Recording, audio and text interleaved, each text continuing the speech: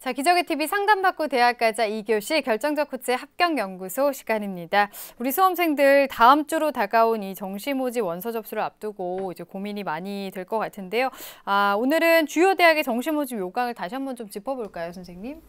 네, 그렇습니다. 이 모집 요강 반드시 꼼꼼히 좀 살펴봐야 될 텐데요. 네. 특히나 전년과 달라진 점 그리고 행간의 품은 정보들을 좀 잘 찾아내야 되겠습니다. 오늘은 제가 특별히 여학생들을 위해서 여대 중심으로 좀 짚어드리도록 하겠습니다. 네, 알겠습니다. 여대 위주로 오늘 좀 알아볼 텐데요. 우선은 상위권 여학생들이 많은 관심을 보이는 학교죠. 이화여대 정시 모집에 대해서 좀 특징을 짚어볼까요? 네, 이화여대 먼저 말씀을 드리면요. 이화여대 같은 경우 올해 군을 이동하지 않은 유일한 대학교입니다. 네. 가군에 그대로 유지를 하고 선발을 할 텐데요. 모집 규모는 1,160명을 가군에서 선발하게 됩니다. 일반 전형에서 1,140명을 그리고 특기자 전형으로 국제학부에서 20명을 선발하게 되는데요. 전형 방법으로는 일반 전형 같은 경우는 수능 90에 학생부 10입니다. 그리고 국제학부 특별 전형에서는 수시와 동일하죠. 서류 70에 영어 면접 30을 시행하게 됩니다. 그래서 따라서 수시 모집에서 실패한 학생들 같은 경우는 또 다른 기회라는 점 참고를 하시면 좋겠고요. 올해도 참고할 만한 점은 대입 전형 간설에서 우선 선발이 좀 폐지가 됐다는 점입니다. 그래서 작년과 조금 커트라인의 변화가 있을 걸로 생각이 들고요. 그리고 신설된 학과가 있습니다. 뇌인지과학 전공 화학신소재과학부가 신설되어 있고요. 그다음에 학부에서 또 의예과를 선발하게 됩니다. 이 학과들은 인문계열도 학생들도 지원이 가능하다는 점 참고하셔야 되겠고요. 건강계학 또 참고를 좀 하시면 좋겠습니다. 여기는 인문과 자연계를 좀 분리해서 선발하는데요. 나머지 타 단과대학과 조금 반영한 방법이 다르다는 점도 주목을 좀 해야 되겠고요.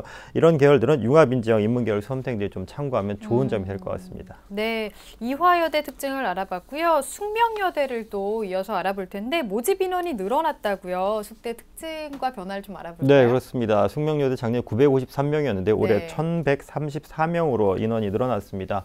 모집군의 변화를 보면 작년에는 분할 모집을 했었는데 올해는 정시 나군에서는 일반 자연 인문 학생들을 뽑게 되고 가군에서는 예체능 계열 학생들을 선발할 예정입니다.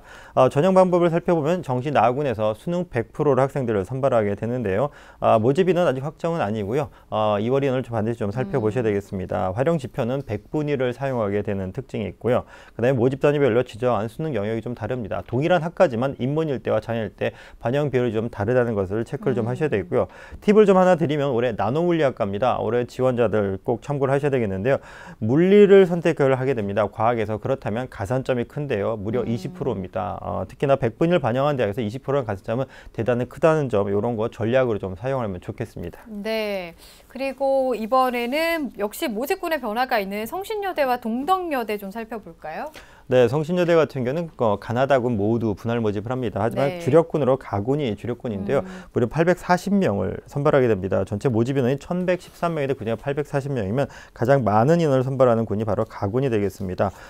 전형 방법을 살펴보면 일반 계열과 같은 경우에는 당연히 수능 100%입니다. 사범계열 같은 경우에는 수능에 구술 면접이 10%를 반영해야 된다는 점이 차이점이 있겠고요. 그리고 실기고사가 있는 같은 경우는 수능 50에 실기고사 50으로 공예과 산업디자인학과를 선발하게 됩니다. 두 번째 동덕여대 같은 경우도 조금 더 추가로 좀 말씀을 좀 드리겠는데요. 네. 동덕여대 올해 전여대가 달리 나군과 다군에서 선발하게 됩니다. 인문자연 예체능 계열 신입생을 단과대학별로 분리를 해서 분할 모집을 하게 된다는 점을 참고를 좀 하셔야 되겠고요. 나군과 다군의 전형 방법이 좀 다릅니다. 나군 같은 경우는 학생부가 30이 들어가 있고 수능 70이지만 다군 같은 경우는 수능을 100%로 반영해서 학생들을 선발하게 됩니다. 그리고 수능 반영 방식은 전년도와 동일하지만 인문계열의 경우에는 국어 B입니다. AB가 아니고요. 국어 B만, 그리고 수학도 AB가 아니라 수학 A형에 한해서만 지정을 해서 반영한다는 점을 참고를 좀 하셔야 되겠습니다. 네, 자 그러면 마지막으로 덕성여대와 서울여대는 어떤 모집 요강의 특징이 있을까요? 네, 덕성여대와 서울여대는 공통점을 본다면 여기는 우선 반응 영역이 다른 여대들에 비해서 좀 작습니다. 네. 한계가 적은 3개 영역을 반영하게 되는데요. 우선 덕성여대를 먼저 살펴보면 정시 모집에서 가군에 255명, 나군에 417명, 그래서 총 모두 672명을 선발하게 됩니다. 전형 방법은 가군, 나군 모두 다 공이 수능 100%로 선발하게 되는데요. 예체능 계열 같은 경우에 실기가 존재합니다. 그리고 활용 지표로는 100분위를 사용하게 되는데요. 이게 또 가산점이 있습니다. 아까 숙명여대 가산점 말씀드렸는데 이 대학도 100분위를 반영하는데 인문계열 지원자 같은 경우는 국어비에 가산점이 있고요. 그리고 자연계열은 수학비에 가산점인데 모두 10%입니다. 100분위 반영하는데 10% 이상이라면 아까 말씀드린 것처럼 크다는 점 참고를 좀 하셔야 되겠습니다.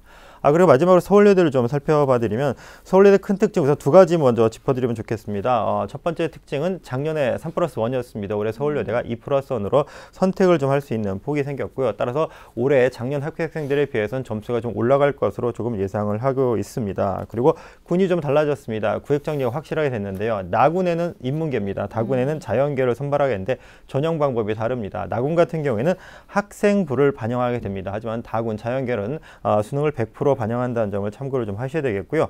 서울예대 같은 경우에는 인문과 자연의 교차 지원이 모두 허용이 되어 있습니다. 인문에서 자연으로, 자연으로에서 인문으로 교차 지원이 허용돼 있다는 점 참고를 하시면 전략 세우는데 큰 도움이 될 것 같습니다. 네, 자 오늘은 주요 여자 대학의 정시 모집 요강 특징과 변화에 대해서 살펴봤습니다. 이 학교별 특징들 좀 꼼꼼하게 확인하는 게 좋겠습니다.